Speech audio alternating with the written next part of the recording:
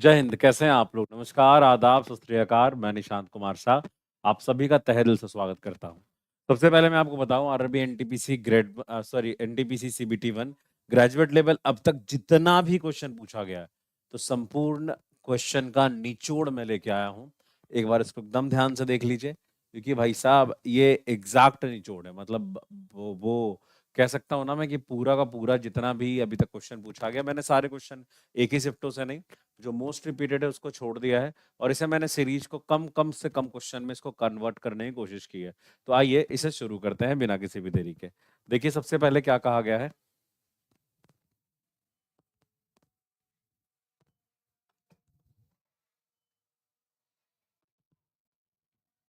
ठीक है, लिखा गया है x plus one by x अगर -3 के बराबर है, आपको फटाफट बताना है x cube plus one by x cube क्या होगा।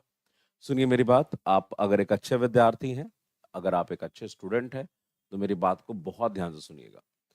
अगर x plus one by x -3 के बराबर है, यानी x प्लस माइनस एक्स बराबर है डी के, तो x cube plus one by x cube क्या होगा? D cube -3d। यानी सवाल का उत्तर होगा -3 का क्यू और -3 गुणा -3।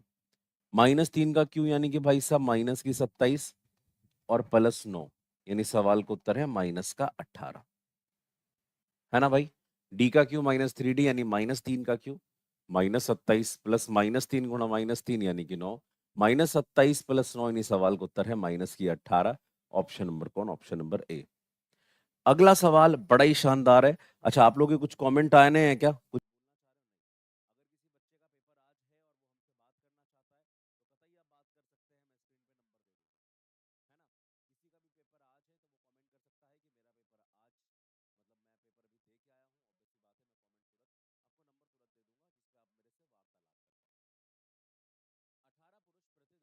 अगर 5 घंटा काम करके किसी काम को 20 दिन में कर सकते हैं, वही 15 पुरुष प्रतिदिन 6 घंटा काम करके उसी काम को कितने दिन में करेंगे?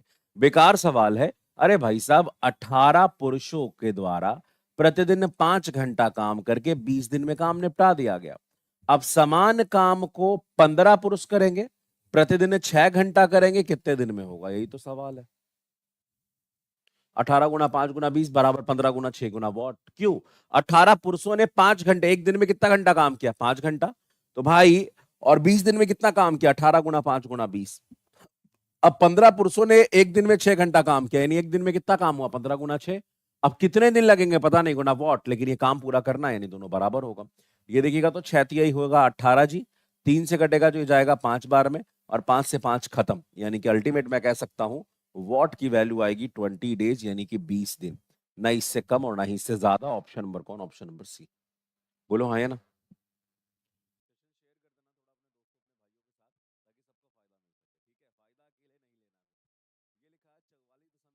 5 और 24.5 का औसत समानुपाती ज्ञात करें। भाई साहब, औसत समानुपाती नहीं बोलते इसको, मीन प्रोपोर्शन बोलते हैं, और मीन प्रोपोर्शन का मतलब है द्वितीय समानुपात, मध्य समानुपात। ठीक है, तो एक बात समझने की कोशिश करिएगा। अगर 44.45 और 24.5 का मध्य समानुपाती पूछा आपसे है, ऑप्शन कोई सही नहीं है। पहली बात, ऑप्शन कोई सही नहीं है। अब आप पूछोगे क्यों, तो रीजन है भाई साहब कि मध्य समानुपाती अंडर रूट ए बी होता है। मैं यहाँ पर डिजिट चेंज कर देता हूँ, क्योंकि भाई साहब ऑप्शन ही मैच नहीं करेगा फिर कोई। या एक बार देख लूं मैंने कुछ दिया अलग था क्या।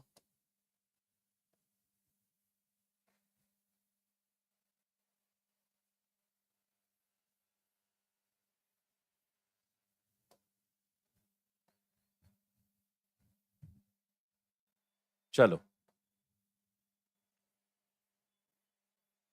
सारे ऑप्शन चेंज करने पड़ेंगे, ऑब्वियसली बात है, डिजिट ही अलग हो गया है। तो सभी लोगों से विनम्र निवेदन होगा, ध्यान से देखिएगा। अगर आपसे के पास 2 नंबर दे, और 2 नंबर दे के आपसे कोई पूछे कि मध्य समानुपात बताइए या फिर मीन प्रोपोर्शन बताइए, वो अंडर रूट ए बी होता है। यानी 36 और 4 का, अगर कोई आपसे पूछता है कि मध्य समानुपात क्या होगा, तो 36 गुना 4 का अंडर रूट। आराम से देखिए, 36 का अंडर रूट 6 और 4 का 2, 6 दूना 12, प्रश्न का उत्तर 12 है। खत्म, टाटा बाय बाय। 12 ऑप्शन में नहीं है, लेकिन फिर भी यही है। अंडर रूट ए गुना बी, 2 नंबर है ए और बी, और उसका आपको सेकंड प्रपोर्शन बोला, इजी है। लेकिन वहीं अगर दो नंबर देके ए और बी, अगर आपसे कोई थर्ड प्रपोर्शन पूछे तो क्या करेंगे? थर्ड प्रपोर्शन होता है b square divided by a, b का स्क्वायर भागा ए। कोई आपसे बोले फोर्थ प्रपोर्शन क्या होगा? फोर्थ प्रपोर्शन के लिए तीन नंबर चाहिए, A B C. Fourth proportion होगा बी गुना सी भागा ए। खत्म। यहां तक कोई परेशानी नहीं होनी चाहिए। बढ़े आगे। ओके, ये देखना, 12 दर्जन वस्तुओं का लागत मूल्य 630 रुपया है। अब प्रति दर्जन विक्रय मूल्य 63 रुपया है, लाभ प्रतिशत बताइए। देखिए याद रखिएगा, कुछ ऐसे भी पेपर में क्वेश्चन चल रहे हैं जो कॉन्टिन्यूअस रिपीट कर रहे हैं। कुछ ऐसी भी बात है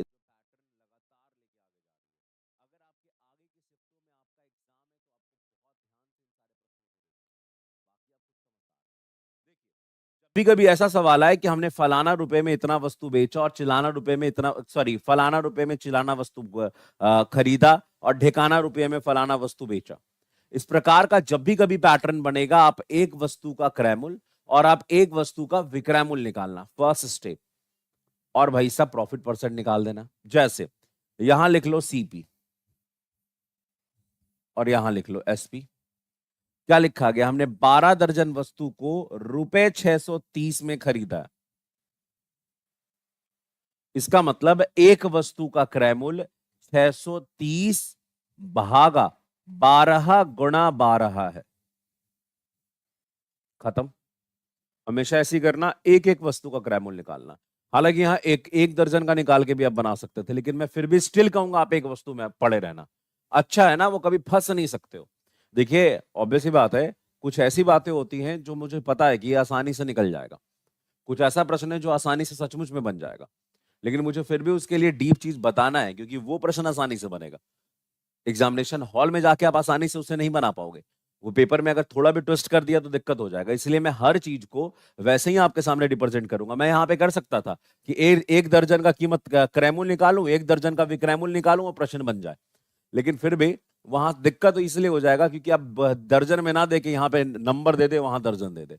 इसलिए आप पकड़ के चलना कि हमेशा एक वस्तु का क्रय मूल्य निकालना।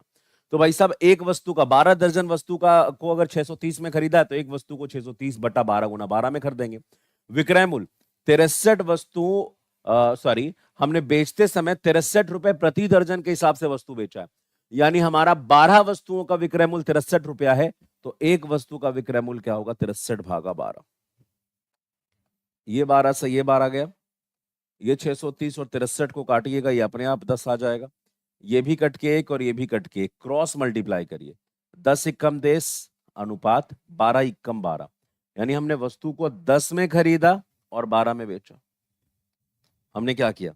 वस्तु को 10 में खरीदा और 12 में बेचा। अगर 10 में खरीद के 12 में बेचेंगे तो कितने का फायदा है? 2 का। अब 2 का फायदा 10 में, तो प्रॉफिट परसेंट 2 बटा 10 गुना 100, 20%, ऑप्शन नंबर ए। ठीक है, बढ़े आगे।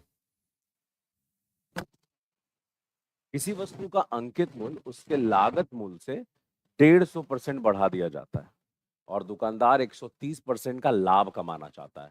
छूट की प्रतिशतता बताएं। ये और आसान सवाल है। अगर कोई भी दुकानदार किसी वस्तु के लागत मूल्य को 150% बढ़ाएगा, यानी उसने वस्तु को अगर बेटा जी खरीदा 100 में, ध्यान से सुनिएगा, खरीदा अगर 100 में, तो उसे 150% अधिक अंकित करेगा, 150% अधिक अंकित करेगा। यानी अंकित कितना करेगा? 250। ओके। अब चाहता है कि उसे जब बेचे तो 130% का लाभ हो। अगर आप एक अच्छे विद्यार्थी हैं तो सुनिएगा, अगर वो चाहता है कि 130 का लाभ हो, 130 का अगर लाभ हो, देखो 100 के रिस्पेक्ट में सारा परसेंटेज वो नंबर है। जैसे आपने कहा किसी वस्तु का क्रय मूल्य 100 है, अब उसे 150% बढ़ाना है, तो 100 का 150% 150 होता है। 100 में 150 जोड़ दो, 250 हो गया। अब का आपने कहा कि प्रॉफिट चाहिए 130%, तो 100 का 130% 130 होता है। खरीदा 100 में, 130 का फायदा, बेचेंगे 200, बेचेंगे 230 में। अब आप समझिए, जो आपका मार्क प्राइस है ना वो 250 है और जो आपका सेलिंग प्राइस है वो 230 है।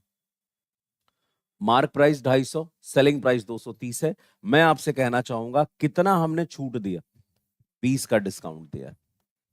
20 का डिस्काउंट कितने में है? हमेशा डिस्काउंट मार्क प्राइस यानी अंकित मूल्य से कंपेयर की जाता है। यानी 20 की छूट है भाई साहब 250 में। कोई बोले डिस्काउंट परसेंट क्या होगा?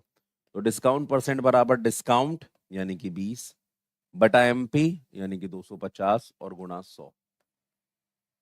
ये शून्य से ये शून्य चला गया, बेकार वो शून्य से शून्य काट दिया। इसीलिए ये शून्य से ये शून्य काटो और इसको काटो। 25 से काटोगे इसको 4 बार में, 4 दूना 8%। वैसे भी आता, ऐसा नहीं है, मैं मजाक कर रहा था। Option number b, this will be the answer. क्या आप ये बात समझ पा रहे हो? कोई भी दिक्कत है, तनिक भी दिक्कत है, आप मेरे से बोलोगे सर ये परेशानी आ गई, अभी ठीक करके देगा आपका भाई। चलो अगला सवाल। अतुल का मासिक वेतन 24,000 है। वह मकान किराए पर 35 और बिलों पर 75 यदि उसके जन्मदिन के महीने में पूरे मासिक वेतन जन्मदिन हमारे एक वर्ष की बचत और देखिए की बचत है उसने क्या कर दिया, उसने जन्मदिन के महीने में खर्च कर दिया। अब कुल मिला के एक बात आती है कि जन्मदिन के महीने में जो था वो उड़ा दिया, तो जन्मदिन का महीना जो होगा पूरे साल में कोई एक महीना होगा, यानी वो पूरे 11 महीना बचाता है और वो 11 महीने का पैसा जो है वो 12वें महीने में फूंक देता है।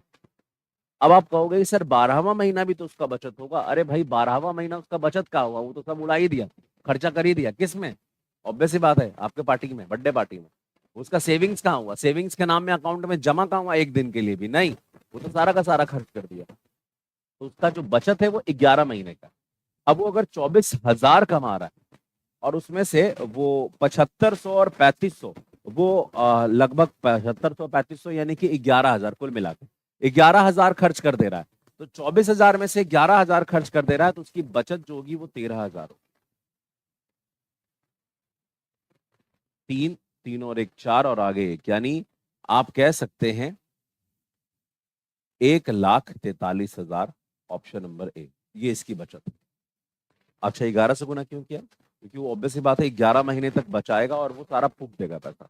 उसका बचत ही 11 महीने, 12वां महीने तो पैसा वो खर्चा ही कर दे रहा है ना? समझ रहे मेरी बात को? अगला सवाल। बचत उसी को कहते हैं ना जिसको आप कंट्रोल कर सकते, तो आप होल्ड कर सकते। चलिए क्या लिखा गया है? यदि व्यक्ति 55% की हानि पर एक माल को बेचता है जिसे वह दावा करता है, जिसका वह दावा करता है, लेकिन स्टॉक में 1 किलो के जगह वो x ग्राम वजन का इस्तेमाल करता है और 75% का लाभ कमाता है, आपको x का मान बताना। फिलहाल मैं आपसे बोल देना चाहूंगा, आप जितने भी विद्यार्थी हैं उन सभी से मैं एक बात कह देना चाहूंगा, ये प्रश्न जो है बहुत ज्यादा महत्वपूर्ण है, याद रख लो। अगर कोई कह रहा है, दावा कर रहा है कि मैं 55% की हानि पे माल को बेच रहा हूं, इसका मतलब वस्तु को वो खरीद रहा है 100 में, 55 की हानि कह रहा है, सीपी और एसपी। 55 की हानि कह रहा है यानी वस्तु को वो बेच रहा है 45। इस बात को आप समझ लो, एकदम गांठ बांध लो, समझ लो, कोई दिक्कत नहीं है।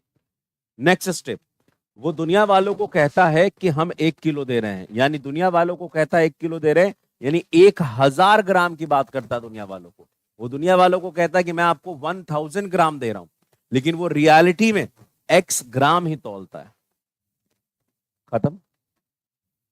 याद रखिएगा, बेईमान दुकानदार का सवाल ऐसे ही बनता है, आपने कितने % लाभ या हानि पे बेचा, सीपीएसपी लिख लो, रेशियो। आपने कहा हाँ सर। नेक्स्ट स्टेप, आपने 1 किलो के जगह पे कितना तौला? 1 किलो के जगह पे x ग्राम तौला, 1000 और x लिख दिया। खत्म, टाटा बाय बाय, राधा राधा सभी को बोलना पड़ेगा। नेक्स्ट स्टेप की तरफ बढ़ रहा हूं और ध्यान से सुनने की कोशिश करिएगा। ये 00 से ये 00 चला गया। अब ये देखिएगा, ये हो जाएगा x और ये अनुपात हो जाएगा 450। ये x अनुपात 450 क्या है? ये फाइनल रेशियो है, और फाइनल रेशियो सीपीएसपी का, और यही बताएगा कि आपको फाइनल कितना फायदा हुआ है।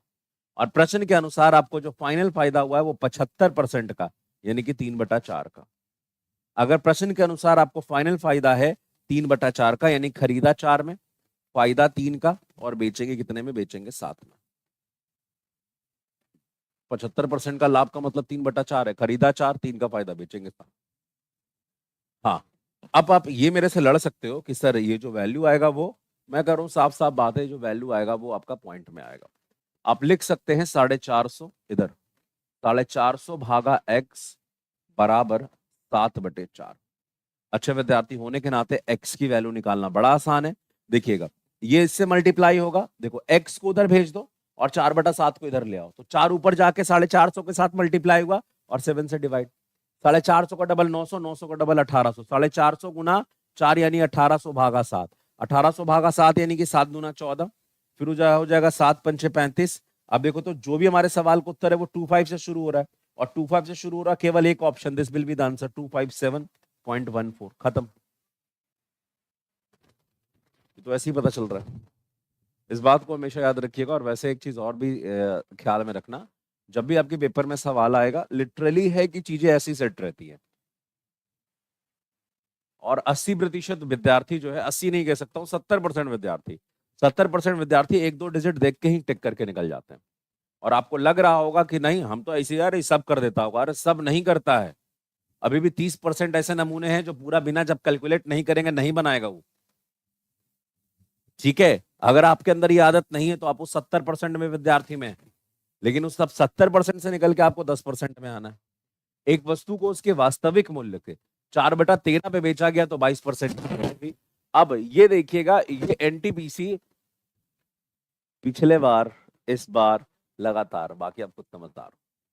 अब आप देखेंगे एक बात तो आपको समझ में आएगा, एक वस्तु के वास्तविक मूल्य के 4/13 पे बेचने पे, एक वस्तु का जो वास्तविक मूल्य था उसके हमने 4/13 पे इसको बेचा, तो 22% की हानि हुई। देखो, अगर ओरिजिनल कीमत 13 है तो हमने 4 पे बेचा और ऐसा करके 22% का हानि हुआ, यानी 4 बराबर है 78% के। बेसिक सवाल है सर, आपने कैसे किया एक बार फिर बता दो, एक बार फिर से समझा देता हूं। देखो, मैं जो कह रहा हूं उसको सुनो। सबसे पहला स्टेप क्या है आपका, कोई दिक्कत है क्या? ऑल गुड ना? हाँ,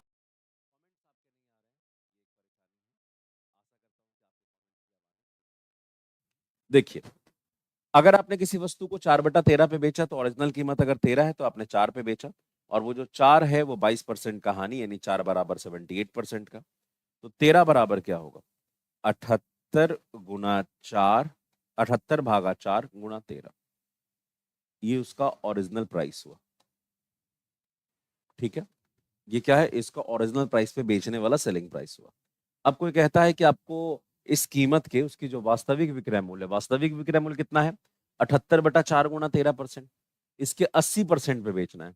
अगर कोई भी आपसे कह रहा है कि 78/4 गुना 13% के 60% पे आपको बेचना है, तो सेलिंग प्राइस क्या होगा, 78/4 गुना 13 गुने 60/100। राधा राधा सब बोलिए। अच्छे विद्यार्थी के नाते ये देखिए, शून्य से शून्य खत्म हो जाएगा, और भी कट रहा है, 4 से कट के ये 3 हो जाएगा, 2 काटा और 2 इसको काटूंगा तो 35 और 4 39, 39 हो जाएगा। 39 का डबल ही होता है 78 ऐसे भी। अब ये देखो तो ये 39 पहले से है, और ये 13 थी, 39, 39 गुना 39%। अब 39 का स्क्वायर है, 39 का स्क्वायर है यानी कि आप सीधे कहोगे 9 का स्क्वायर 81 का, एक कैरी फॉरवर्ड 8, और 9 तिहाई 27 दूना 54, 54 और 8, 54 और 8 हो जाएगा 62 का, 2 कैरी फॉरवर्ड 6, 3 का स्क्वायर 9, 9 6 15, 15 21। अब 15 21 पे एक पॉइंट, यानी कि आप कहेंगे अरे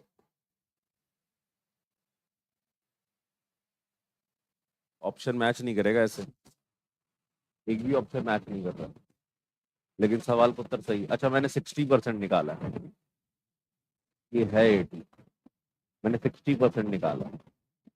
दरअसल है क्या, ये प्रीवियस ईयर क्वेश्चन है और प्रीवियस ईयर में 60%।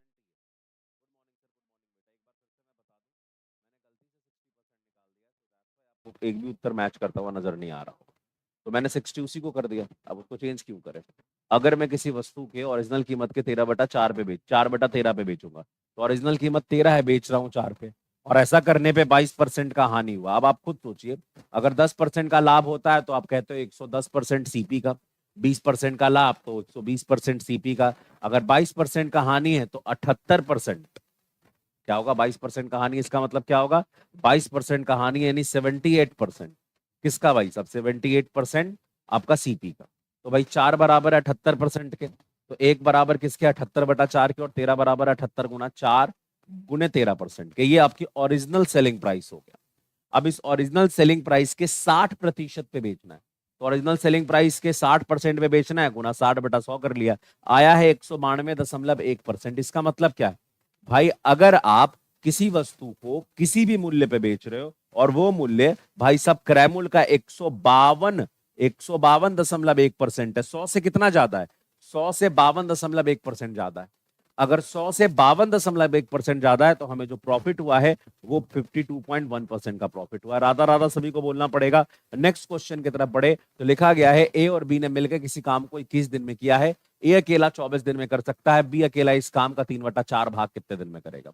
बेसिक सवाल है, आप कर सकते हो इसको ऐसे भी, नॉर्मल तरीके से भी कर सकते हो, जैसे करना वैसे कर सकते हो। देखो सबसे पहले क्या है, ए और बी ने किसी काम को 21 दिन में किया, ले लो भाई 21 दिन में किया, और ए ने अकेले इसे 24 दिन में किया, ले लो भाई साहब 24 दिन में किया है। अब एक बात निकल के आती है, 21 और 24 का एलसीएम क्या होगा, वो संख्या जो 21 से भी कटे और 24 से भी कटे। 84 पॉसिबल है क्या? नहीं, 84 पॉसिबल नहीं है, क्योंकि भाई साहब 12 सतह 84 होता है। अब उसका डबल करोगे तो मामला तय हो जाएगा। ठीक है, तो भाई साहब 84 का डबल हो जाएगा 168, है ना। अब ये पॉसिबल है। अब देखना थोड़ा सा, भाई ए प्लस बी किसी काम को 21 दिन में करता है और ए किसी काम को 24 दिन में करता है। आपको पता है टाइम एंड वर्क में अगर एक से अधिक बार काम समाप्त हुआ है तो टोटल वर्क को लेते हैं इन दोनों का एलसीएम। अब सुनिए, 21 दिन में 168 लड्डू, एक दिन में 8, 24 दिन में 168 लड्डू, एक दिन में भाई साहब 7, यानी ए प्लस बी की एफिशिएंसी क्या है भाई साहब, ए प्लस बी की एफिशिएंसी 8, ए का एफिशिएंसी क्या है भाई साहब 7 है, तो बी का एफिशिएंसी क्या होगा, बी का एफिशिएंसी 1 होगा। बी एक दिन में 1 लड्डू बना रहा है, अगर बी एक दिन में 1 लड्डू बना रहा है तो 68 लड्डू बनाने में, 168 लड्डू बनाने में बी को समय लगेगा 168/1, यानी 168 दिन। भाई साहब 168 लड्डू जो है, बी एक दिन में 1 लड्डू बना रहा है, तो 168 लड्डू बनाने में बी को कितना समय लगेगा, 168/1 यानी 168 दिन। अब आपसे बोला गया बी ने काम का 3/4 भाग कितने दिन में किया, तो बी काम का 3/4 भाग कितने दिन में करेगा, इसके लिए 168 में 3/4 से गुना करो, 4 से काटेंगे इसको, ऑब्वियस सी बात है, 4 चौके 16 और 4 दूना 8, 3 दूना 6 और 4 तिहाई 12, यानी 126 दिन लगेगा इसे 3/4 काम करना।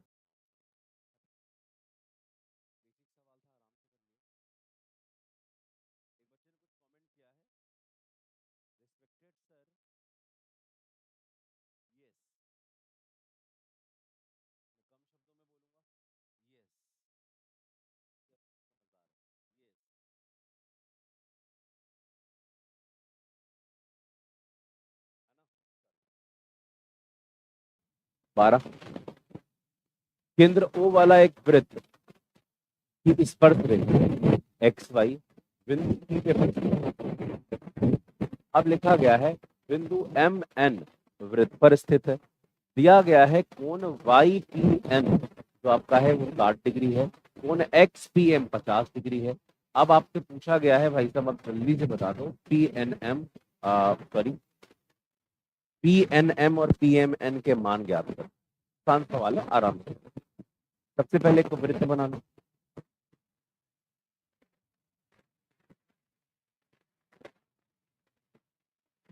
एक वृत्त बन गया। अब लिख रखा है एक वृत्त है जिसका केंद्र O है। आगे लिखा है कि भाई साहब एक्स वाई बिंदु P पे पड़ती है।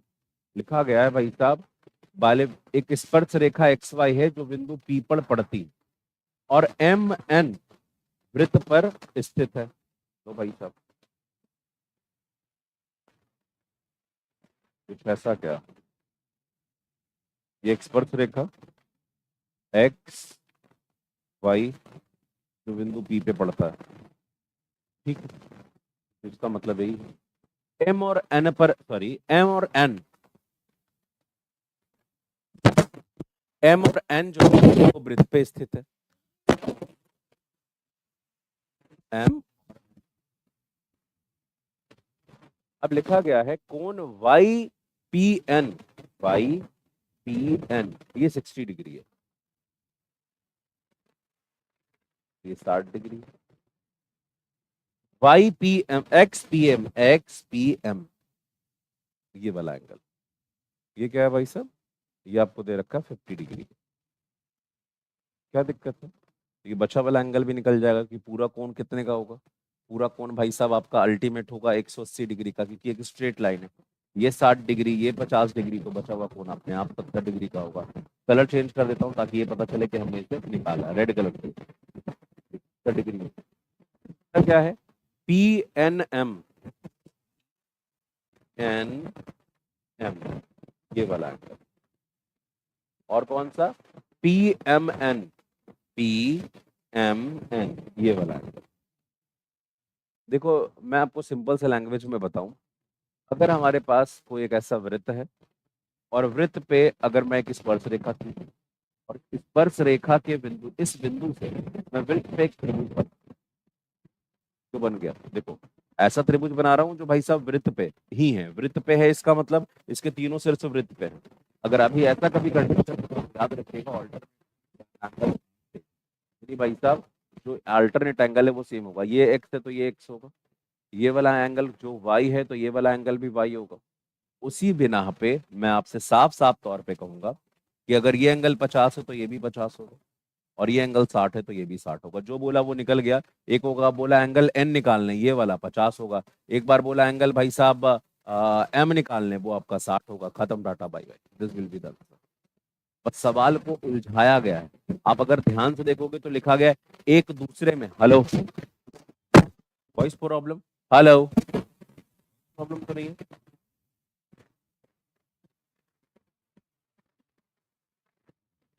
क्या सच में वॉइस प्रॉब्लम नहीं भाई, वॉइस तो एकदम टनाटन जा रहा है। अगला सवाल, निश्चित राशि साधारण ब्याज से 15% दोगुना हो जाती है, ब्याज की दर सॉरी उसी ब्याज की दर से वह धनराशि 5 गुनी हो जाएगी। देखो इसके लिए ना फॉर्मूला लगा लो, ठीक है। अगर आपको साधारण ब्याज में गुणा वाला सवाल बनाना, सिंपल से लैंग्वेज में फॉर्मूला होता है गुणा -1 अपॉन गुणा -1 बराबर T1/T2। प्रश्न के अनुसार साधारण ब्याज की दर से कोई धनराशि 15 साल में 2 गुना हो गया, तो भाई साहब कोई भी धनराशि साधारण ब्याज की दर से 15 साल में 2 गुनी हो गई, तो उसी साधारण ब्याज की दर से कितने वर्षों में 5 गुना होगी। बड़ा बेसिक सवाल है। कोई राशि 2 गुना हो गया यानी 2 - 1 हुआ, कितने साल में भाई साहब, 15 साल में। खत्म। अब 5 गुना कितने साल में होगा, यानी 5 - 1 बराबर वॉट। अब क्रॉस मल्टीप्लाई करो, अपने आप आपको पता चलेगा कि भाई 2 में से 1 गया 1, 1 गुणा वॉट, वॉट होगा, वॉट ही आपके सवाल का उत्तर। 5 में से 1 गया 4 और 15 चौके 60, वॉट की वैल्यू 60 आ गई। यानी आप कह सकते हो कि 60 वर्षों में यही समान धनराशि अपने आप का 5 गुना हो जाएगी। और ये ट्रिक जीवन में कभी फेल नहीं करेगा। तो मेरा कहना होगा आपको इसे एकदम पकड़ के बड़े आगे।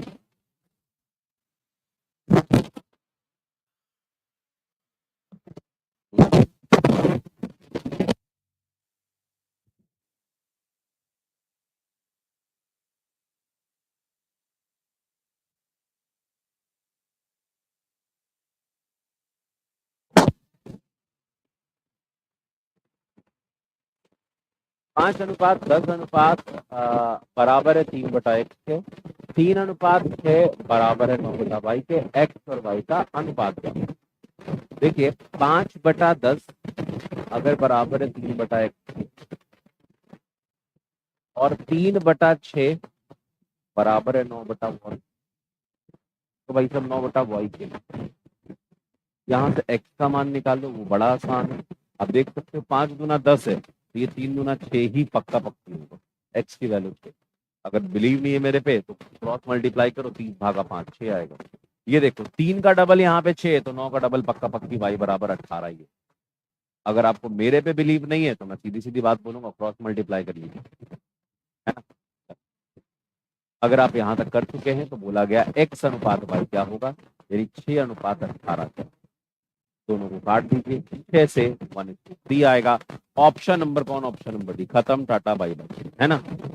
अच्छा, वॉइस प्रॉब्लम वाला जो बच्चा एक ने मैसेज किया है, अगर वॉइस प्रॉब्लम नहीं है तो आप लोग कमेंट कर सकते हैं, नहीं सर वॉइस प्रॉब्लम नहीं, ठीक है। वैसे तो मैंने देख ही लिया कि वॉइस प्रॉब्लम नहीं है, बिल्कुल सही है, ठीक है। चलो भाई आ जाओ, आगे का सवाल देख लेना। 50 संख्याओं में से पहली 15 संख्या में 5 की वृद्धि, अगली 15 संख्या में 8 की वृद्धि और शेष में 4 की कमी, कुल संख्या में औसत परिवर्तन क्या होगा? बेशक बड़ा प्यारा सवाल है। पहली 15 संख्या में 5 की वृद्धि यानी +5 गुना 15। अब क्या है, अगली 15 संख्या में 8 की वृद्धि यानी +8 गुना 15 और शेष संख्या में, अब देखो 15 15 आपकी 30 संख्या का काम हो गया, तो बचा कितना संख्या? बचा हमारा 20 संख्या। जो बचा हुआ 20 संख्या उसमें हमने क्या किया, उसमें 4 की कमी की है, यानी -20 गुना -4। ओवरऑल चेंजेस देखिएगा, आप सुनिए मैं जो कह रहा हूं। अल्टीमेट 15 संख्या 5 से बढ़ गई है, +75 का चेंजेस लाएगा। 15 संख्या 8 से बढ़ गई, 15 ठी 20 से ये +120 का चेंज लाएगा। अब ये आखिरी की 20 संख्या 4 से घट गई, तो 20 चौके 80, 80 का चेंजेस लाएगा। तो 120 में से 80 गया 40 और एक 75 + 40 क्या होगा? 75 और 40 को अगर आप जोड़िएगा तो 125, सॉरी 75, क्या मैंने बोला था?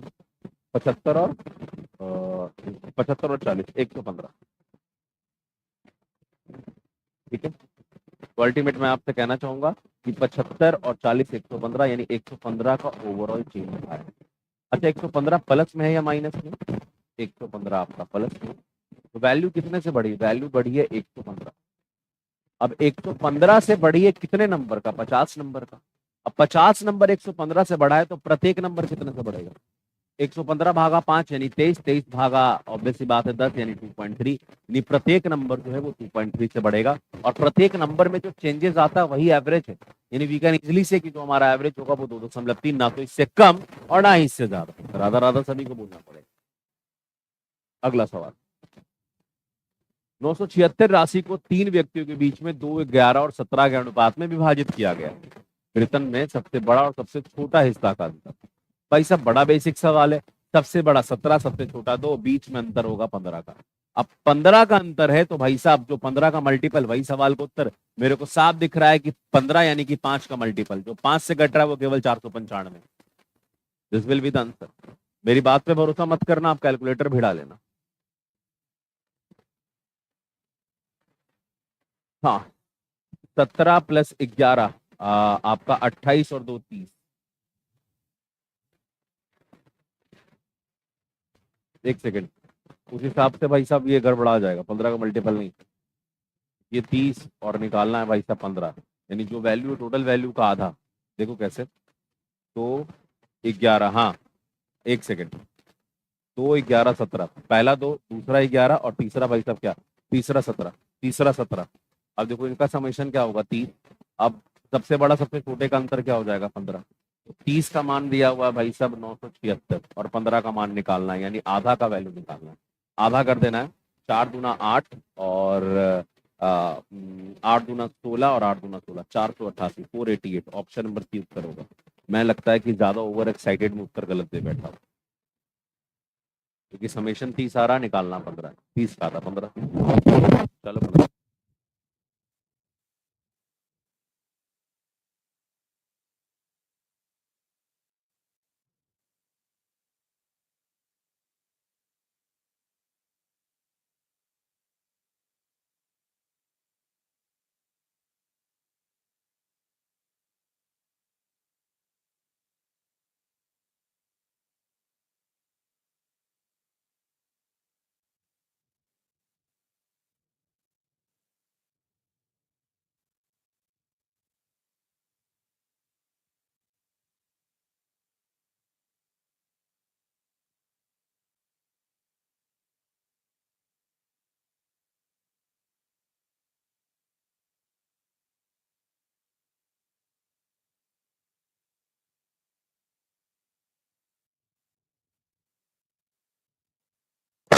देखिए ये सवाल जो है वो बिल्कुल उसी प्रकार का हमने कल ही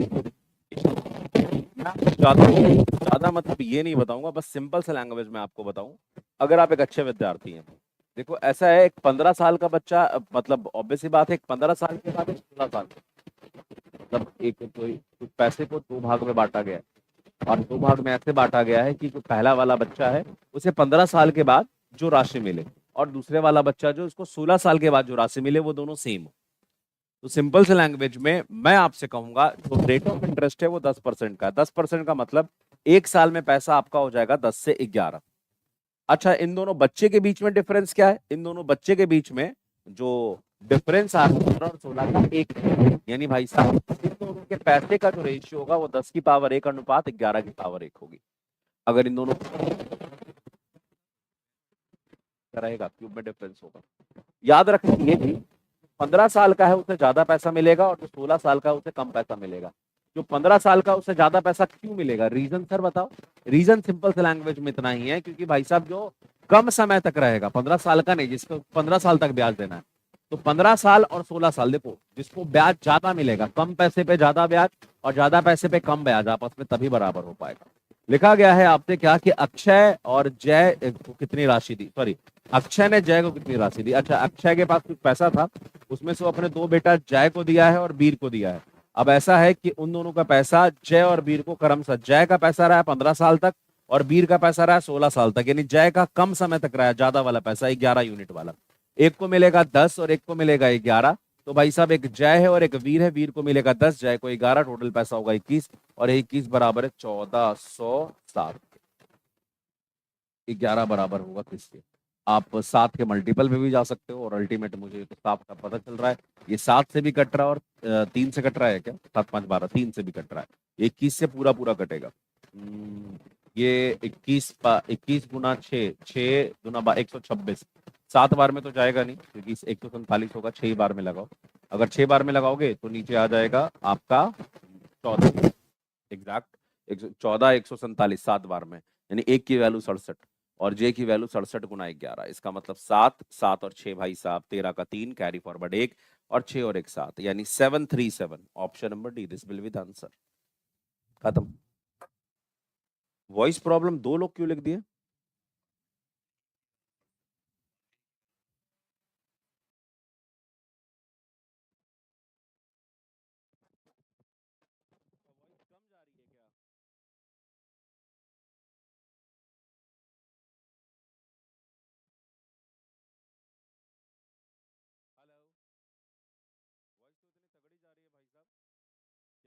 क्या दिक्कत आ रहा है वॉइस में? भाई साहब, हमारे पास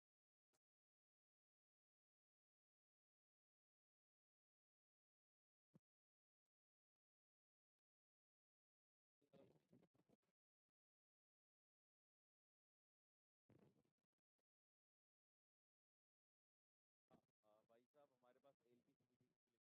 वॉइस तो सही जा रहा है ना?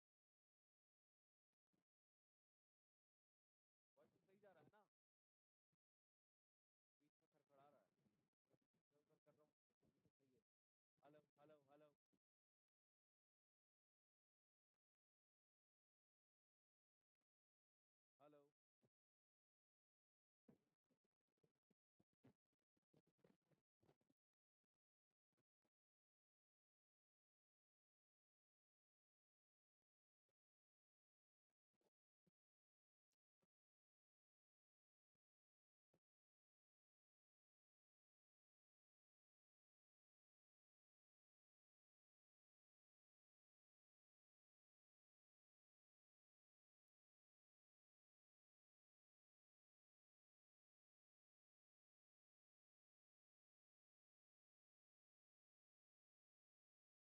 जय हिंद, कैसे हैं आप लोग? देखिए एक बार अभी वॉइस कैसी जा रही है?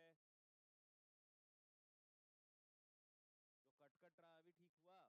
करता हूँ कि सर वॉइस जो है बहुत सही जा रही होगी। यहाँ पे तो एकदम बिल्कुल सही चल रहा है। चलो भाई, तो एक बार अगर इसमें दिक्कत है तो एक बार फिर से जान लीजिएगा। पैसा 10% से बढ़ा, 10 से 11 हुआ, अगर 1 साल का डिफरेंस है तो एक एक देना है पावर। अब एक बात और भी समझ लीजिएगा, जो कम समय तक है उसको ज्यादा पैसा है, जो ज्यादा समय तक है उसको कम पैसा। जय है 15 साल तक, उसको ज्यादा हिस्सा मिलेगा 11 यूनिट, और कम मिलेगा किसको भाई साहब, वीर को, यानी 10 यूनिट। 10 + 11 21 बराबर 14, 7 के 1 बराबर 67 और 11 बराबर 67 गुना 11 737। बहुत बढ़िया। सेम सवाल है, HW है, होमवर्क है, करके आ जाना। ये देख लो।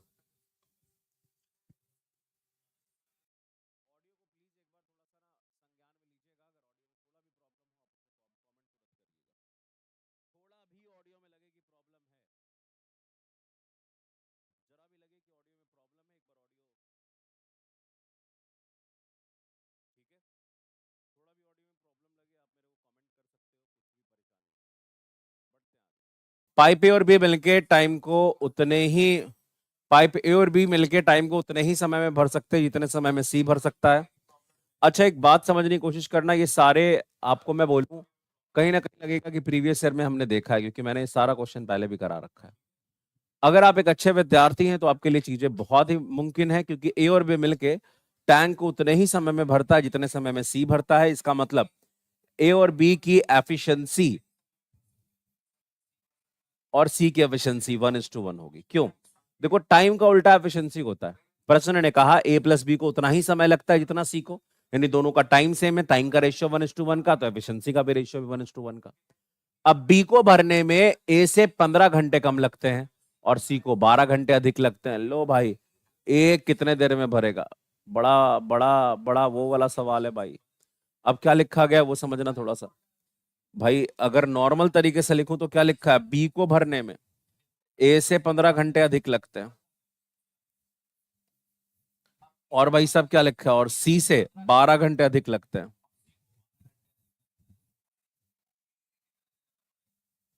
एक सेकंड, बी को एक सेकंड, उल्टा मैंने पढ़ लिया।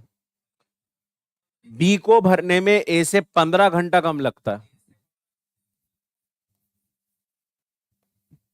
और जबकि सी से 12 घंटे अधिक लगता है ना। तो सिंपल से लैंग्वेज में मैं आपसे कहूंगा, थोड़ा समझिएगा।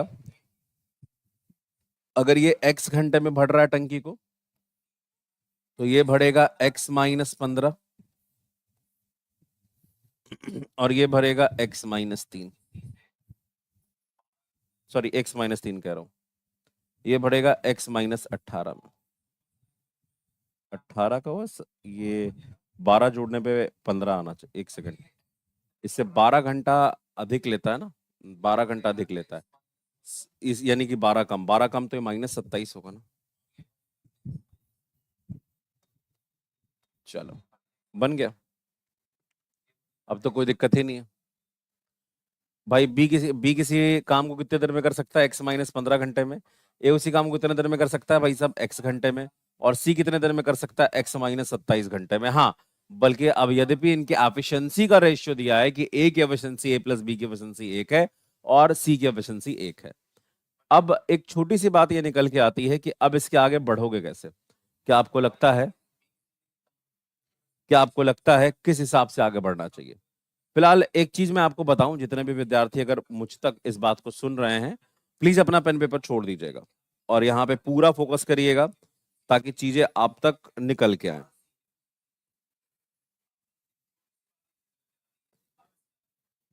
अगर आप एक अच्छे विद्यार्थी हैं तो मेरी बात को समझने की कोशिश करिएगा। बिना बाय ऑप्शन चले कुछ उपाय तो होगा नहीं, ऑप्शन के हिसाब से तो चलना ही पड़ेगा। मैं आपसे कहूं थोड़ी देर के लिए, क्या बोला गया है? अच्छा, पाइप ए को टैंक भरने में कितना समय लगेगा, सुनिएगा। मैं सिंपल से लैंग्वेज में बोलूं, ए के द्वारा 1 घंटा में किया गया काम क्या होगा, 1/x। बी के द्वारा 1 घंटा में किया गया काम क्या होगा, 1/x-15। सी के द्वारा 1 घंटा में किया गया काम क्या हो जाएगा? एक चीज लेकिन है,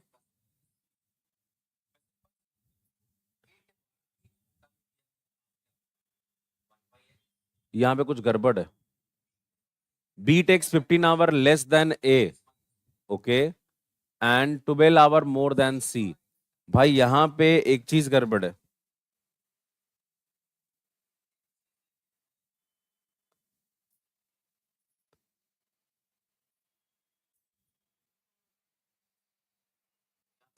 चलो कोई बात नहीं, आपस में सेल। यहाँ पे कुछ यहाँ वाला ना लाइन को थोड़ा सा प्रॉब्लम है। यहाँ जो लाइन लिखा गया है उसमें दिक्कत है। दिक्कत ये क्या है कि यहाँ पे अनुसार जो और सी से 12 घंटे अधिक समय लगता है, ये बी के बारे में बात कर रहा है। पाइप बी को भरने में ए से 15 घंटे कम लगते हैं। किससे? ए से 15 घंटा कम लगता है। और बी को सी से 12 घंटे, और क्या लिखा, और सी से 12 घंटे अधिक लगते हैं। ये दोनों रिलेशन बी से ही दिया हुआ है। मुझे लगा ए बी शामिल है क्या? ए शामिल नहीं है। चलो, अब यहाँ पे करना क्या है, आपको आंख बंद करके बाय ऑप्शन उठा उठा के पुट करना पड़ेगा। चलिए, एक बात और भी है कि अगर इससे आपने इस बराबर कैसे किया, तो ए के 1 घंटे का काम, बी के 1 घंटे का काम, और ये सी के 1 घंटे का काम, आपको पता ही है कि ए और बी की एफिशिएंसी सी की एफिशिएंसी के बराबर है। यानी ए और बी के 1 घंटे का काम ऑब्वियसली बात है सी के 1 घंटे के काम के बराबर है। हमने बराबर ऑलमोस्ट कर दिया। लेकिन चीजें समझने की थोड़ी कोशिश करिएगा, आराम आराम से। क्या हम वैल्यू पुट कर सकते हैं यहाँ पे? हम वैल्यू एक एक करके पुट कर सकते हैं। अगर मैं यहाँ पे वैल्यू पुट करना भी चाहूं तो थोड़ा ध्यान से देखना, मैं वैल्यू पुट उठा के कर रहा हूं 30। 1/30 प्लस 1/15 बराबर 1/3। मैं कभी भी यहाँ पे गलती से 25 और 20 को पुट नहीं कर सकता हूँ, क्योंकि ये निगेटिव हो जाएगा। अब 1/30 और 1/15 को अगर आप जोड़िएगा, 30 और 15 का एलसीएम 30 होता है। अब 30 से कम 30 और 15 दूना 30, ये 3/30 यानी 1/10 हो जाएगा। कभी भी 1/3 के बराबर नहीं होगा। मतलब कहना ये है कि ये दोनों मिल के क्या 1/3 हिस्सा पानी भर पाएगा क्या? ये तो 1 घंटे में 1/30 भाग बढ़ेगा, 1/15 भाग बढ़ेगा। ये कहाँ से भर पाएगा? पॉसिबल ही नहीं है कि 1/3 के बराबर हो जाएगा। हमने 30 पुट किया, खत्म हो गया। अब 45 बचा है, वही उत्तर हो सकता है अगर क्वेश्चन में गड़बड़ी नहीं हो। तो मुझे लग रहा है क्वेश्चन में गड़बड़ी, इसलिए मैं थोड़ा रुक गया। अब देखना थोड़ा सा, ये 1/45 और प्लस 1/30 बराबर। अब 45 में से भाई साहब आपका क्या 45 में से भाई साहब आपका 27 चला गया, तो 18 बचा। ठीक है, 45 और 30 का एलसीएम क्या होगा? 90। 45 घंटे में 90 लड्डू, 1 घंटे में 2। 30 घंटे में भाई साहब 90 लड्डू, 1 घंटे में 3। तो 2 + 3/90 बराबर 1/18। 5 से काटेंगे भाई साहब 90 को 18 बार में, 1/18 बराबर 1/18। Option number A will be the answer. वैसे मैंने यहाँ पे चेक किया, चेक करने की आवश्यकता ही नहीं थी, क्योंकि भाई साहब जैसे ही मैंने x-27 देखा, मैं समझ गया कि भाई साहब x की वैल्यू हमेशा 27 से ज्यादा होगी। काम निगेटिव थोड़ी होता है। तो 25 और 20 में से कोई उत्तर नहीं, तो 45 और 30 में से जब 30 फेल किया तो 45 ही उत्तर होगा। ठीक है, चलो बड़े आगे, यहां तक कोई दिक्कत नहीं होनी चाहिए। नहीं है। साइन ए बराबर √23/7 है। ठीक है, अब लिखा गया √23 गुना सेके गुना कौसे। √23 को √23 छोड़ दो। सेक का वैल्यू क्या होता है? Hypotenuse by base. हाइपोटेनस आपका 7 है, बेस आपको अभी पता नहीं। देखते हैं बेस को, √23 है। देखते हैं बेस बेस निकालते हैं। और कौ से क्या होगा? साइन ए का उल्टा, यानी 7/√23। √23 से √23 कट गया। 7×7 = 49 ऊपर फिक्स है। अब सुनिए, 49 बटा समथिंग तो केवल ऑप्शन नंबर भाई साहब ए में, this will be the answer. फिलहाल भी फिर भी हम यहाँ पे अगर एक ट्रायंगल बनाते हैं और ये वाला एंगल ए कहते हैं, तो ये बेस हो गया। अब साइन ए की वैल्यू √23/7 है, तो एक रिस्पेक्ट में परपेंडिकुलर ये होगा √23, और ये हो जाएगा 7, यानी कि हाइपोटेनस। अब बेस की बात करें तो बेस क्या होगा? 7 का स्क्वायर 49 माइनस √23 का स्क्वायर 30, यानी सवाल को उत्तर √26। अब सवाल को उत्तर √26 है, तो यहां पे लगा दो √26। 7×7 = 49, 49/√26, this will be the answer. Option number A. समझ रहे मेरी बात को? चलो बढ़ते हैं।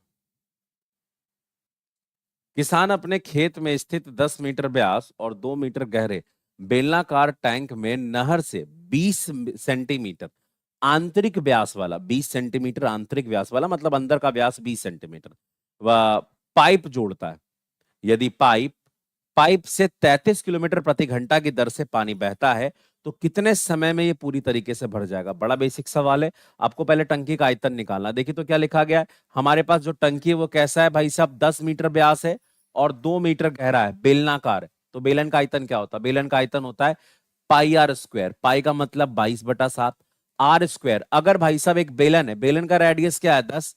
अगर बेलन का रेडियस 10 है तो भाई साहब बेलन का सॉरी व्यास क्या है? 10 है तो रेडियस क्या होगा? 5। 22/7 गुणे 5 गुणे 5। अच्छा एक बात बताओ भाई साहब, इसका गहराई कितना है? 2, तो गुणा 2। तो भाई साहब आप कह सकते हो पच्चे 25 दूना 50, और भाई साहब 50 में और भी 2 से मल्टीप्लाई कर दो, वो 100 हो जाएगा। यानी आप कहोगे 1100/7 मीटर क्यूब, ये हमारे टंकी का आयतन है। क्या भाई साहब? टंकी का आयतन। अब सुनो, हम जो पानी ले रहे हैं वो पानी ले रहे हैं किससे? हम जो पानी ले रहे हैं बच्चा जी, हम वो पानी ले रहे हैं एक गोलाकार पाइप से। जो गोलाकार पाइप का जो रेडियस है वो क्या है भाई साहब? वैसे उसका व्यास है 10 सेंटीमीटर। देखो 20 सेंटीमीटर आंतरिक व्यास वाले एक पाइप से जोड़ा जाता है, तो उसका व्यास है 20 सेंटीमीटर, लेकिन रेडियस तो होगा 10 सेंटीमीटर। और इसको मीटर में कन्वर्ट करेंगे तो भाई साहब 1/10 मीटर हो जाएगा। मतलब क्या ये, अगर आप ध्यान से देखोगे तो आपको पता चलेगा ये 1100/7 लिखने की भी कोई आवश्यकता नहीं थी, आप डायरेक्ट यहां से कर सकते हो, लेकिन मुझे ये मीटर क्यूब दिखाना, सो दैट्स व्हाई लिखना था। अब एक बात समझने की, तुम आराम से कोशिश करो। जो अनुप्रस्थ काट का क्षेत्रफल है, जिससे पाइप से पानी आ रहा है, उस पाइप के जो मुंह का क्षेत्रफल होगा वो क्या होगा? वो वृत्त है, वृत्त का क्षेत्रफल पाई आर स्क्वायर, यानी 22/7 गुणे आर का स्क्वायर, यानी 1/10 गुणा 1/10 मीटर स्क्वायर। अब सबसे मोस्ट इंपॉर्टेंट, 1 घंटे में कितना पानी आ रहा है? 1 घंटे में पानी आ रहा 33 किलोमीटर प्रति घंटा। मतलब 33 किलोमीटर प्रति घंटा, किलोमीटर को मीटर में बदलिए तो 33,000 मीटर पानी आ रहा है कितने में? 1 घंटे में। अब 1 घंटे में 33,000 मीटर आ रहा है तो 1 घंटे में क्या है? 1 मिनट में क्या आएगा? 1 मिनट में आ जाएगा 33,000 गुणे 60, मतलब 33,000/60, ये 1 मिनट का पानी है। अब यहां पे क्या करो, 33,000/60 से गुणा कर दो, और कितना टाइम लगेगा पता नहीं, क्योंकि 1 मिनट का पानी है, गुणे वाट। अब देखिए मैंने क्या किया है, ये टंकी का वॉल्यूम है, ये भाई साहब अनुप्रस्थ काट का क्षेत्रफल है, ये जिस पाइप से पानी आ रहा है, और ये 1 मिनट में पाइप के द्वारा लाया गया पानी, गुणा वाट, यानी कितने मिनट में ये तक चलेगा कि इतना पानी आ जाए पता नहीं। सब कुछ को हमने कन्वर्ट किया मीटर में, किलोमीटर से मीटर में लेके चले आए। अब देखो क्या होगा, 22/7 है, 7 से 7 गया, ये 22 कटेगा, अपने आप 50 हो जाएगा। और भी कुछ है क्या? कुछ कटे लाइक सामान?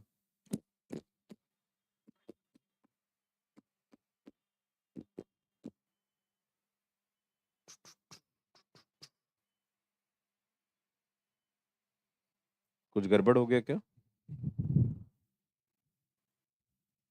नहीं ना, हम लोगों ने कुछ गलत तो नहीं लिखा है?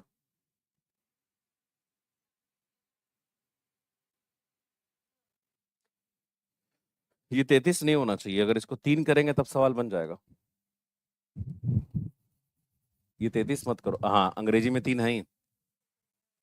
वही तो कह रहा हूँ, कुछ तो गड़बड़ है, क्योंकि वो कट नहीं रहा।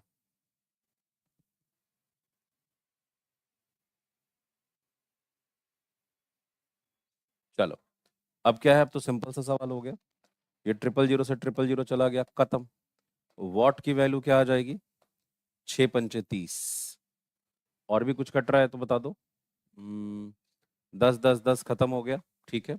अब 3 से कटा भाई सब 6, तो क्या हो जाएगा? 2, और 2 गुना 50 यानी 100। सवाल का उत्तर 100 मिनट रात हो गया, ठीक है।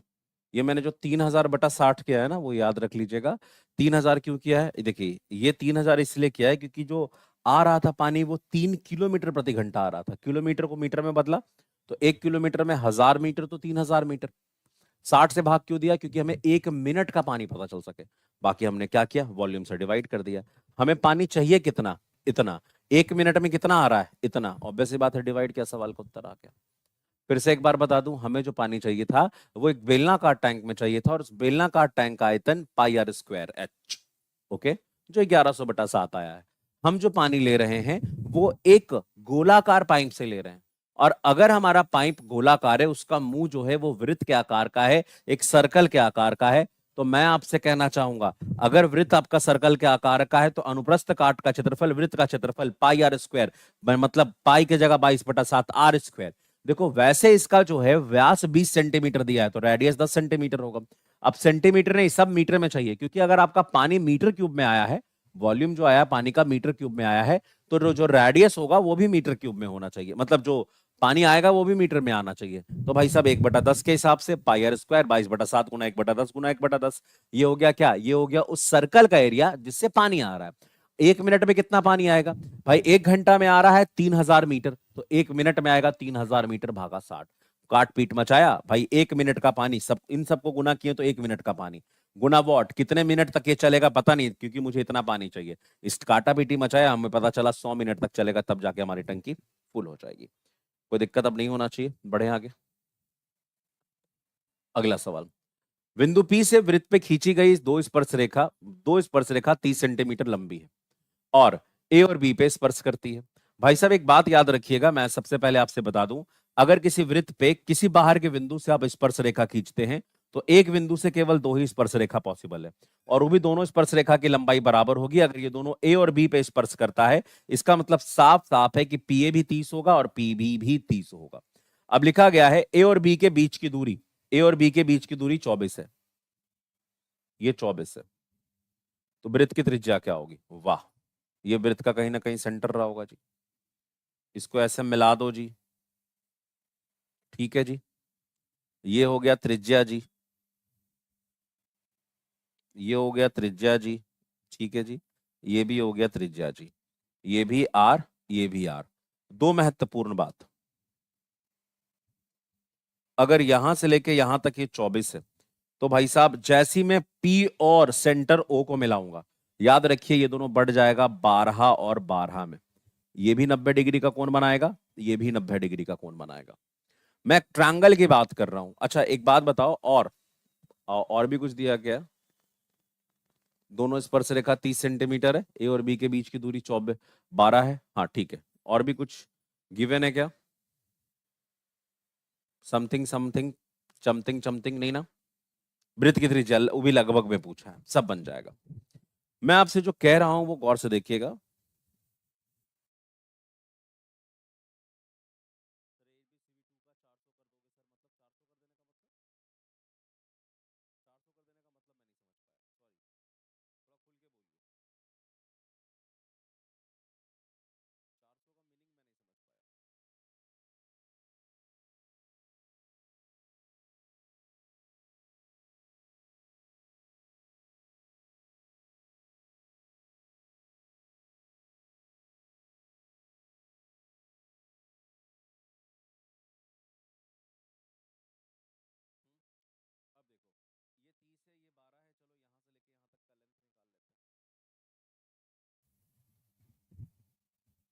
ये क्या होगा भाई साहब, 30 का स्क्वायर 900 माइनस 12 का स्क्वायर 144, ठीक है। और अगर आप इसे करते हो तो 900 में से 144 चला गया, 900 में से 100 800, और 44 और 40 और चला, जो 800, 800 में से 40 गया 760, 704 60 में से 4 और गया, यानी कि 756, 756, 756 है, जो कि अगर आप ध्यान से देखो तो 7 5 12 और 12 6 18, 9 से पहले कट रहा है, और 9 से कटेगा तो 3 बाहर निकलेगा, और 56 यानी 4 से कट रहा है, यानी 9 चौके 36, 36 से डायरेक्ट कट रहा है, 36 से कट रहा है, तो भाई साहब 36 तो बाहर निकलेगा तो 6 बन जाएगा। अगर 36 को काटेंगे 36 दूना 72 हो जाएगा, और 36 से कम 36 यानी 6√21, यानी आप कह सकते हो कि पी और इसका नाम कुछ दे दो, पी और एल, पी एल की वैल्यू जो आ रही है वो 6√21 आ रही है, ठीक है। अब मुझे लगता है कि समरूपता को थोड़ा ध्यान लगाना ही पड़ेगा, क्योंकि आप किसी भी हाल में जाइए, समरूपता तो थोड़ा सा आ ही जाता है। अगर आपके पास दो राइट एंगल ट्रायंगल है, देखो ये भी एक राइट एंगल ट्रायंगल और ये भी एक राइट एंगल ट्रायंगल है, समझिएगा थोड़ा सा। एक तो आपका राइट एंगल ट्रायंगल हुआ पी ए ओ, ठीक है, पी ए ओ, बड़ा वाला राइट एंगल ट्रायंगल, और एक ये छोटा वाला राइट एंगल ट्रायंगल, ये भी तो एक राइट एंगल ट्रायंगल है ना ये। ठीक है, अब इसमें देखना, इसमें सबसे पहले 90 डिग्री पे कौन है, 90 डिग्री पे एल है, और यहाँ 90 डिग्री पे ए है। ठीक है, अच्छा इन दोनों ट्रायंगल में कॉमन कौन है, पी कॉमन है, आप पी को पी लिख दो। अब उसके बाद देखिएगा ए क्या है, ए आपका 90 डिग्री है, ए यहाँ पे ऑब्वियस सी बात है 90 डिग्री, और यहाँ पे एल 90 डिग्री है, एल लिख दो। अब जब हमने पी एल लिख दिया है तो बचा कौन, बचा ए लिख दो। अब ये दोनों ट्रायंगल आपस में सिमिलर है, सिमिलर क्यों है वो देखिए, इन दोनों ट्रायंगल में जो एंगल आप ध्यान से देखोगे तो एक जगह आपका यहां वाला एंगल ए ये भी 90 डिग्री का है, और यहां वाला एंगल एल ये भी 90 डिग्री का है, और साथ ही साथ यहाँ का एंगल पी और यहाँ का एंगल पी दोनों सेम है। देखो ना, यहाँ का एंगल पी, अगर मैं इसको एक्स बोल रहा हूँ थोड़ी देर के लिए, इसको मैं एक्स डिग्री बोलूंगा तो ये भी एक्स है, ये भी एक्स है, और किसी दो ट्रायंगल की दो भुजाएं बराबर हो रही हैं, सॉरी दो कोण बराबर हो रहे हैं, तो डबल ए से इसका तीसरा कोण भी बराबर होगा, और मैं बोलूंगा ये दोनों समरूप हैं। और अगर ये दोनों समरूप हैं तो मैं डायरेक्ट तौर पे कह सकता हूं कि यहां से मैं पी ए ले लूं, मुझे निकालना वैसे रेडियस, रेडियस यानी ए ओ चाहिए, ए ओ चाहिए, ए ओ। ठीक है, फिलहाल के लिए यहां से पी ए ले लिया, पी ए बटा पी एल, पी ए यानी कि 30 बटा पी एल यानी कि आपका 6√21 बराबर क्या होगा, ए ओ यानी कि रेडियस, ए ओ का मतलब क्या हो गया, ए ओ का मतलब रेडियस, बटा क्या होगा, एल ए, एल ए का मतलब 12। ठीक है, मैं आपको कहूंगा पी ए यानी कि 30 बटा 6√21 बराबर क्या होगा, आर जो चाहिए, और एल ए का मतलब क्या है जी, 12। This will be the answer, 6 से काटा 2 बार में। अब सवाल को उत्तर देख लो, ये क्या हो जाएगा, रेडियस का वैल्यू क्या हो जाएगा, रेडियस आपका जो हो जाएगा वो 60/√21। खत्म, टाटा बाय बाय। ठीक है, चलो बढ़े आगे। एक सवाल हमारे तरफ से एक होमवर्क रहने वाला है, एच वाला डब्ल्यू घरे वाला काम, जिसे आप बहुत आराम से कर सकते हो। तो सबसे बड़ी बात है कि आपके पास दो संख्या है, एक संख्या दूसरे की 4 गुनी, अगर मैं एक संख्या को x कहता हूं तो दूसरा 4x होगा। अब इनका जो गुणनफल है ना वो 2500 है, यानी 4x गुना x 2500 है, यानी आप कह सकते हैं 4x स्क्वायर की वैल्यू 2500। अब तो x स्क्वायर की वैल्यू क्या हो जाएगा, 25 गुना 25 यानी कि 625, और इस हिसाब से x की वैल्यू क्या हो जाएगी भाई साहब, 25 हो जाएगी। पूछा क्या गया, दोनों संख्याओं का योग क्या होगा, दोनों संख्याओं का योग 4x + x यानी 5x, अगर x का मान 25 है तो दोनों का योग 25 गुना 5 यानी 125 होगा, ऑप्शन नंबर बी। ठीक है, यहां तक किसी को भी कोई परेशानी नहीं हो सकती है। नेक्स्ट क्वेश्चन की तरफ बढ़िएगा, जो भी सवाल है सारे पेपर सारे अब जान ही रहे हो, मैं क्या ही बोलूं। यदि दो वर्गाकार भूखंडों का परिमाप 52 सेंटीमीटर तथा 20 सेंटीमीटर है, और एक तीसरा वर्गाकार भूखंड का परिमाप याद कीजिए जो इन दोनों क्षेत्रफल, मतलब जिनका क्षेत्रफल दोनों भूखंड के क्षेत्रफल के अंतर के बराबर है। मतलब सिंपल लैंग्वेज में, एक हमारा ऐसा भूखंड है, वर्गाकार भूखंड है, क्षमा चाहूंगा, एक हमारा ऐसा वर्गाकार भूखंड है जिसका परिमाप 52 है। अगर हमारे पास एक ऐसा वर्गाकार भूखंड है जिसका परिमाप 52 है, तो भाई साहब किसी वर्ग का परिमाप अगर 52 है तो उसकी प्रत्येक भुजा को हम 13 कह देंगे, और दूसरा हमारा वर्ग जिसका परिमाप 20 है तो उसकी प्रत्येक भुजा को मैं 5 कह दूंगा।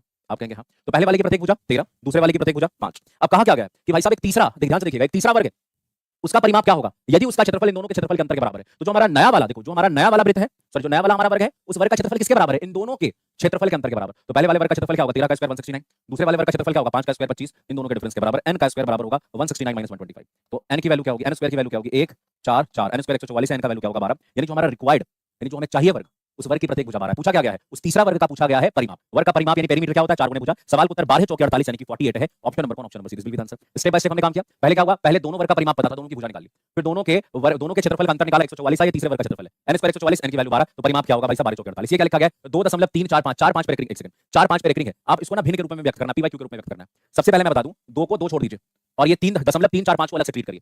जो दशमलव के आगे वाला टर्म है वो तो है ही, वो तो गोटा टर्म है, उसको छोड़ दो, और जो पीछे वाला टर्म है, जो बाजू वाला टर्म है, उसे झटको। उदाहरण के तौर पे कोई अगर आपसे कहता है 0.abcd और लिखते भाई साहब cd पर योग करें, और बोले इसे py q के रूप में कन्वर्ट करो, सबसे पहला स्टेप, अगर इसे py q के रूप में कन्वर्ट करना है तो पहले लिख लो, एक सेकंड पहले लिख लो पूरा नंबर को यानी abcd को। नेक्स्ट स्टेप, जिस पर एकरिंग नहीं है उसे घटाओ, ab पर एकरिंग नहीं है, ab को घटाओ। जितने नंबर पर एकरिंग है नीचे उतनी बार 9, 2 नंबर पर एकरिंग है नीचे 2 बार 9, 2 नंबर पर एकरिंग नहीं है नीचे 2 बार 0। सवाल को उत्तर abcd - ab भागा 9900, abcd - ab भागा क्या होगा 9900, 9900। बोलो हाँ या ना, कोई दिक्कत है तो बोलो, नहीं ना, ऑल ओके। चलो 2 का तो छोड़ दिया, सबसे पहले लिखेंगे 345, 3 पे एकरिंग नहीं है, 3 को घटाओ, 2 नंबर पे एकरिंग है नीचे 2 बार 9, 1 नंबर पे एकरिंग नहीं है, 1 बार 0, तो भाई साहब ये क्या हो जाएगा 342 भागा 990, और ऊपर में 2। अभी काम करिए, इसको 9 से काटिए 110 हो जाएगा, इसको 9 से काटिए 9 9 27, 9 चौके 36, 9 27 और 9 72, 38/110 और आगे 2। एक काम करेंगे, इन दोनों को फाइनली और 2 से काट सकते हैं, जितना काट सकते हैं काट दीजिए, ये हो जाएगा 19/55, 2.19/55, है ना।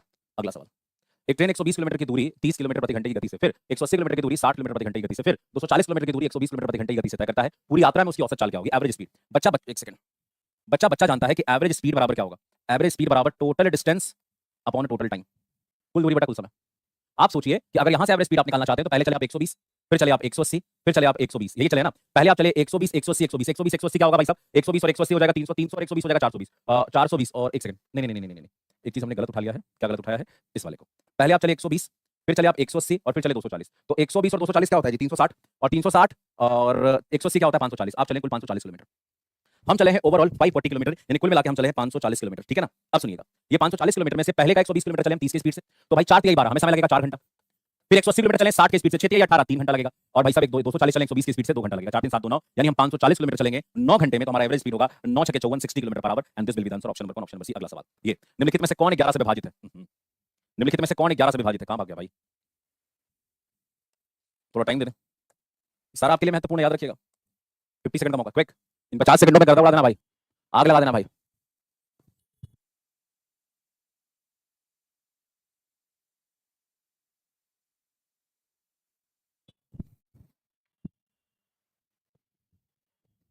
चलो देखो, देखते हैं यहाँ पे 8 6 14, 14 7 21, 8 6 14 14 7 21, 9 5 14, 14 4 18। डिफरेंस कितने का होगा? 3 का। खत्म। 1 और 2 3, 3 और 3 6, 3 और 2 5 और 1 6। आ हा हा हा, 6 में से 6 गया zero, option number B correct. Even और ऑड प्लेस पे जो नंबर है या फिर एक एक अंतर पे संख्याओं को जोड़ के दो ग्रुप बनाइए, दोनों का अंतर लीजिए, दोनों का अंतर अगर जीरो है तो भाई साहब वो 11 से कटेगा। लिखा गया है दो लड़कों की वर्तमान आयु का अनुपात 8 9 है, 4 साल के बाद 12 13 होगा, 16 वर्ष के बाद उनकी आयु का अनुपात।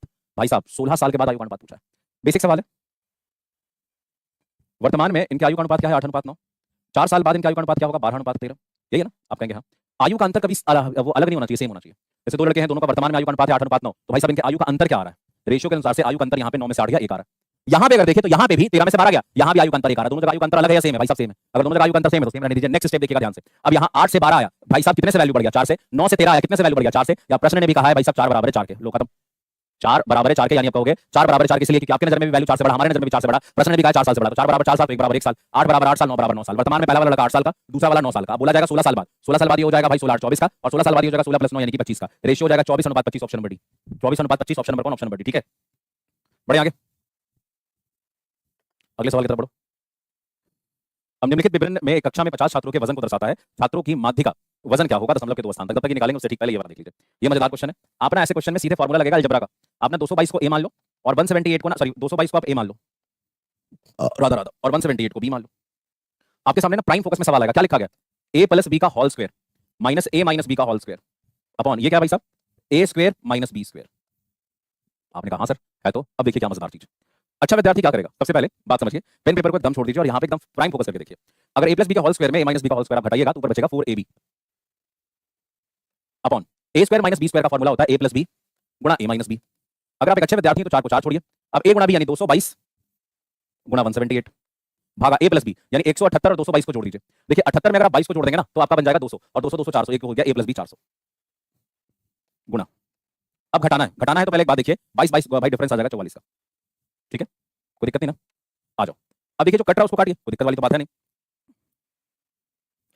पहले तो मुझे कटता हुआ नजर आ रहा है 4 से, अरे यार 4 से काटेंगे 11, 2 से काटेंगे 111 और ये हो जाएगा 200।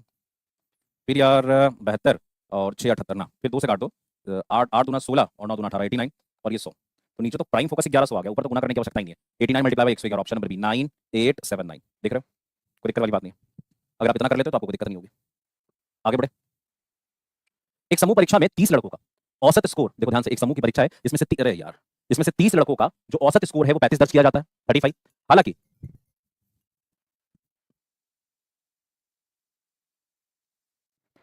अब एक समूह में 30 लड़कों का जो औसत स्कोर है 35 है, हालांकि बाद में पता चला कि 30 के 2 स्कोर गलती से 40 के, देखो ध्यान से, बाद में पता चला कि 30 के 2 स्कोर 40 के रूप में दर्ज कर लिया गया था, और 29 का एक स्कोर गलती से 21 के रूप में अंकित कर लिया गया था। समूह का सही औसत। अच्छा 30 का एवरेज क्या है भाई साहब? 35 है। अब सुनो गौर से, 30 के 2 स्कोर यानी कि जहां 30 30 लिखना चाहिए था उसकी जगह आपने 40 40 लिख लिया। और भाई साहब क्या किया आपने? 29 का एक स्कोर गलती से 21 लिख लिया, लिखना चाहिए था 29 लिख लिया। कि हमेशा सही को आगे और गलत को पीछे लिखिएगा, आपका सवाल सही बनेगा। क्या हुआ भाई साहब? 30 लड़कों का जो एवरेज स्कोर है आपने 35 लिख दिया, 30 का एवरेज हमने 35 लिख दिया। मास्टर आगे बोलो, नेक्स्ट स्टेप ये बनता है हमारा, ध्यान से अगर आप देखोगे तो 30 की जगह 40 लिखा, यानी भाई साहब 10 ज्यादा लिखा, 10 कम करिए, इसमें भी 10 कम करिए, और यहाँ 8 कम लिखा, 8 बढ़ाइए। अगर आप चेंजेस देखेंगे -10 -10 -20 -20 प्लस 8 -12, यानी भाई साहब क्या कर रहा है? वैल्यू 12 घटेगी। अच्छा 12 घटेगी कितनी वैल्यू? देखो क्या कह रहा है, ये कह रहा है कि भाई साहब योग को 12 से घटाना पड़ेगा। योग को कितने से घटाना पड़ेगा? 12 से। लेकिन हमारा काम योग से नहीं एवरेज से चलता है। अगर योग घटेगा 12 से तो एवरेज कितने से घटेगा? मैं आपको बताऊं, एवरेज घटेगा 12 भागा 30। कितने से? 12 भागा 30 से, यानी कि आप कह सकते हैं 4 की 12 और 0.4 से। तो 35 माइनस 0.4 34.6। राधा राधा। अगला सवाल। हा हा हा हा हा हा हा हा, मजा मजा मजा, जल्दी क्विक।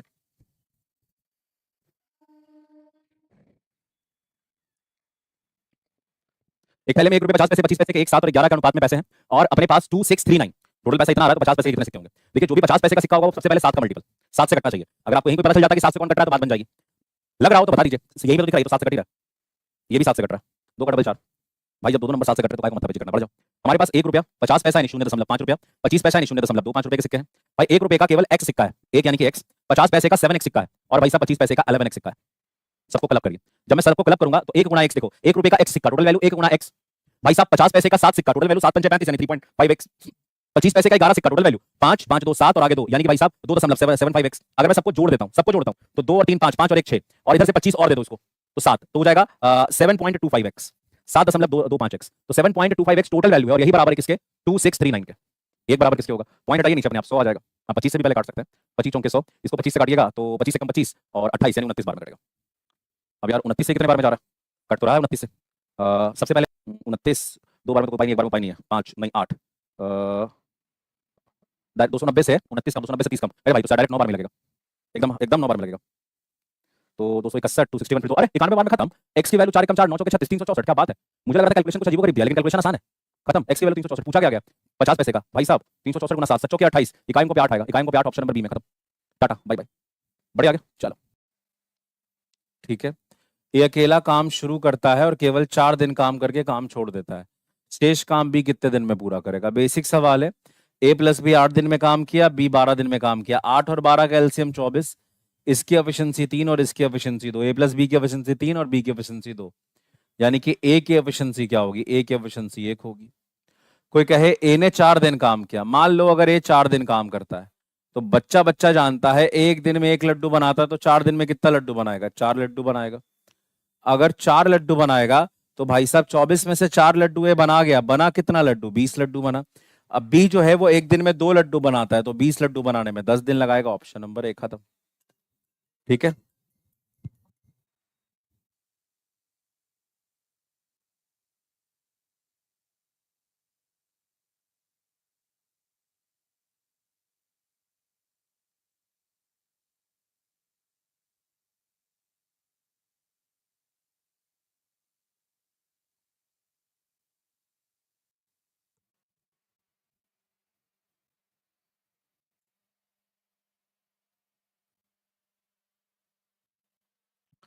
चलिए ये वाला क्वेश्चन और ये हमारे तरफ से एक होमवर्क, एच वाला डब्ल्यू घरे वाला काम। ठीक है, तो भाई साहब आज के लिए इतना ही रखेंगे, मिलेंगे नेक्स्ट डे। हमारे पास जितने सवाल मिले मैं लेके चला आया, और भी जैसे मिलता है मैं तुरंत आपका लाइव आके बता दूंगा। ठीक है,